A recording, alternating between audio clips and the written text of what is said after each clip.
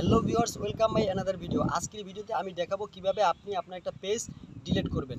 তো অনেক সময় এরকম হয়ে থাকে যে আমরা ভুলবশত অথবা শেখার জন্য অথবা কোনো একটা কারণে বা টিপাটিপি করতে গিয়ে বা শেখার জন্য বা দেখার জন্য আমরা কিন্তু ভুলে পেজ ক্রিয়েট করে ফেলি।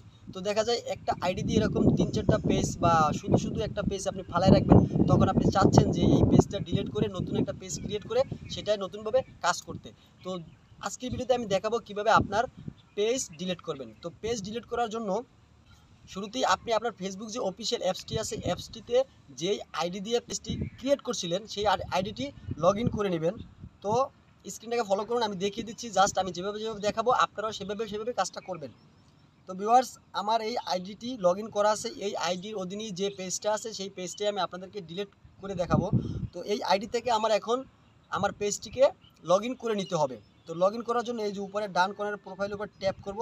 ট্যাপ করার পরে এই যে পেজ দেখতে পাচ্ছেন, পেজ অপশনে আরেকবার ট্যাপ করে দিব। তো আপনাদের পেজ অপশনটা একটু নিচেও থাকতে পারে, সেটা খুঁজে বের করে নেবেন। তো এই পেজ অপশনের উপর ট্যাপ করলাম। পেজ অপশনের উপর ট্যাপ করে এখানে দেখতে পাচ্ছেন আমার এখানে 3টা পেজ আছে। তো এখান থেকে যে কোনো একটা পেজ আমি ডিলিট করে আপনাদেরকে দেখাবো। তো আমি যে কোনো একটা পেজ সিলেক্ট করে নিলাম। করে নেওয়ার পরে উপরে যে একটা অপশন দেখতে পাচ্ছেন মাঝখানে, এখানে আরেকবার ট্যাপ করে দিবেন। ট্যাপ করে দিয়ে আমি এই পেজটিতে লগ ইন করে নিলাম। এখন আমার পেজটি কিন্তু লগ ইন হচ্ছে। তো আপনারা দেখলেন লগ ইন হয়ে গেল। তো এখন এই পেজটি লগ ইন হওয়ার পরে এই উপরে আবার প্রোফাইলের উপরে একবার ট্যাপ করতে হবে আমাদের। ট্যাপ করার পরে স্ক্রল ডাউন করে আমরা নিচে আসবো। নিচে আসলে এই যে দেখতে পাচ্ছেন সেটিংস এন্ড প্রাইভেসি নামে একটি অপশন, এখানে আরেকবার ট্যাপ করে দিব। ট্যাপ করে দেওয়ার পরে সিটিংস অপশনের উপরে আমি আরেকবার ট্যাপ করে দিব। ট্যাপ করে দেওয়ার পরে এই সমস্ত সিটিংস এখানে আপনার শো করবে। এখন এখান থেকে স্ক্রল ডাউন করে আপনি একদম নিচে চলে আসবেন।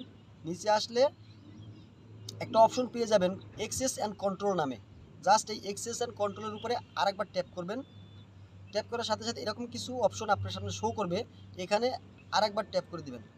তো ভিউয়ার্স দেখুন এখানে দুইটা অপশন চলে আসছে, একটা ডিএক্টিভ পেজ, একটা ডিলেট পেজ। এখন আপনি যদি ডিএক্টিভ করে দেন তাহলে এই পেজটি আর অ্যাক্টিভ থাকলো না, এই পেজটি কারো কাছে শো করবে না, কিংবা আপনিও বা কেউই সার্চ করেও পেজটি খুঁজে পাবে না, এটা অ্যাক্টিভ না।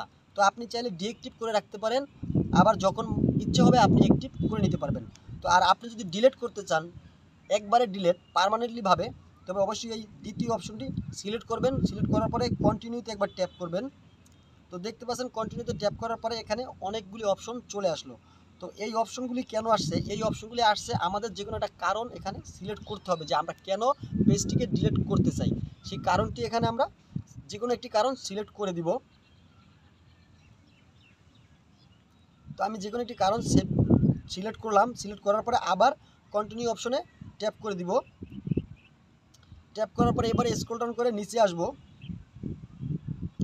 এখানে উপরে লেখা আছে দেখেন পার্মানেন্টলি ডিলিট পেজ, মানে পার্মানেন্টলিভাবে আমরা পেজটা ডিলিট করব। তো করার জন্য এই যে কন্টিনিউতে আরেকবার ট্যাপ করব। ট্যাপ করার পরে এখানে যেই আইডি দিয়ে মানে আপনার পেজের যে অ্যাডমিন আইডিটি আছে সেই আইডিটি এখানে শো করবে। এখানে আপনার সেই অ্যাডমিন আইডির পাসওয়ার্ডটি এখানে দিতে হবে।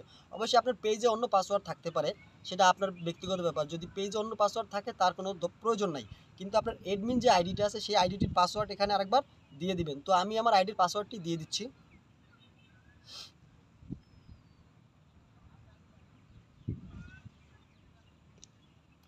এরপরে কন্টিনিউতে আরেকবার ট্যাপ করব। তো ভিউয়ার্স কন্টিনিউতে ট্যাপ করার সাথে সাথে পাসওয়ার্ড দেওয়ার পরে কন্টিনিউতে ট্যাপ করলাম। ট্যাপ করার সাথে সাথে এই অপশনটা আসলো। এখন কন্টিনিউতে আমি আরেকবার ট্যাপ করব। এরপরে লাস্ট অ্যান্ড ফাইনাল স্টেপ, এখানে বলতেছে the following page will be delete and you will switch to Nayan Ganapati, মানে আমার নাম আসছে। You can reactive within 30 days by log in is an Nayan Ganapati and going to account settings.